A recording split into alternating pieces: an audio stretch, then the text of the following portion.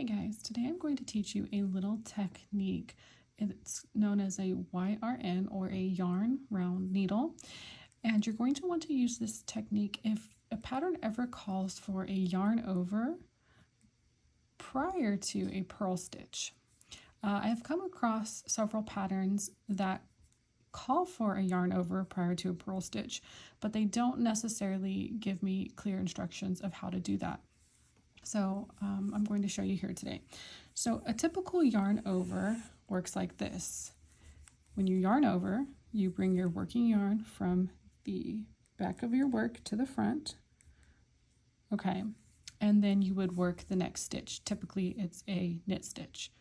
And let's say the next stitch is a knit stitch. You would knit and your yarn would catch, creating that yarn over effect. But what do you do if your pattern calls for a yarn over and the following stitch is a purl stitch, like I have here? So if you were to just yarn over, so bring your working yarn to the front and then work the next stitch, purl, you would just be setting yourself up for a regular purl stitch, right? See, like if we purl it, we haven't created a yarn over. Okay. Now I'm going to show you.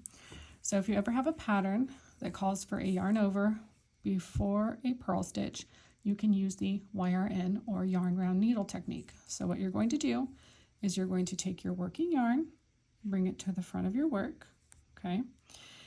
And before we work our purl stitch, we're going to take that yarn and wrap it around our right hand needle again, counterclockwise, like this.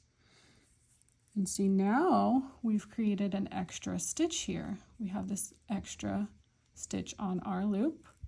Now we can go ahead and purl the next stitch. Okay. And you can see we have this extra yarn over here.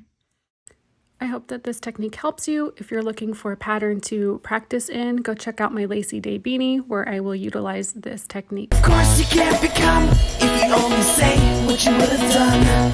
So I missed a million miles of fun.